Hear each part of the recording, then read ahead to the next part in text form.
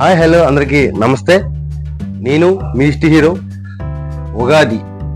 ఉగాదిని తెలుగువారు అందరూ సంవత్సరాది అని పిలుస్తారు. పండగల్లో కల్లా మొదటి పండగ ఉగాది పండగ. ఊ అంటే నక్షత్రం, గా అంటే గమనం. నక్షత్ర గమనం లెక్కించబడడం ప్రారంభించిన రోజునాడే ఉగాది పండగ జరుపుకుంటాం.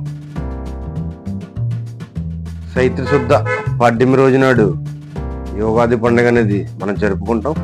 నూతన ఉత్సాహాలకు నాంది ఉగాది. అలాగే చైత్ర శుద్ధ పాడ్యమి రోజునాడు బ్రహ్మదేవుడు విశ్వం సృష్టించాడని పురాణాలు చెప్తున్నాయి.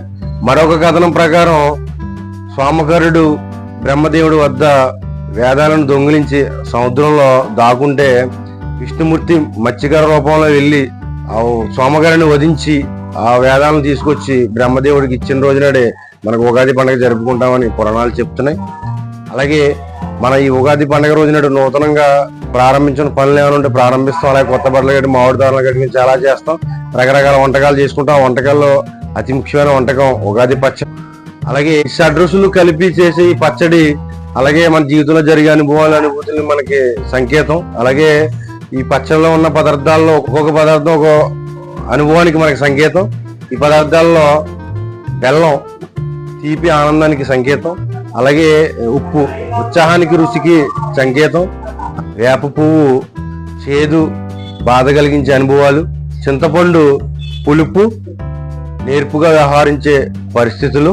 అలాగే మామిడికాయ ముక్కలు ఒగరు కొత్త సవాళ్ళకి సంకేతం. అలాగే కారం సహనాన్ని కోల్పోయే పరిస్థితులకి సంకేతం. ఇవన్నీ కలిస్తేనే జీవితం. ఇవన్నీ కలిస్తేనే ఒక పచ్చడి. ఈ పచ్చడి మన జీవితాలన్నిటికీ కూడా మనకి జీవితానికి సంకేతం తెలియజేస్తుంది. అందుకే అందరూ కూడా అన్నిటినీ తట్టుకుని ఎదుర్కొని నిలబడి ఉండాలని ఈ పచ్చడి అందరూ కూడా ఉగాది రోజు నాడు మొదటి రోజు నాడు మనందరం కూడా తింటాం. అలాగే మీ ప్రేక్షకులందరికీ ఉగాది సంవత్సర శుభాకాంక్షలు. నేను మీ ఈస్ట్ హీరో. అలాగే నా వీడియో నచ్చితే లైక్ చేయండి, సబ్స్క్రైబ్ చేసుకోండి. మిగతా వాళ్ళందరికీ షేర్ చేసి మీ ఈస్ట్ హీరోకి సపోర్ట్ చేయండి. Thank you.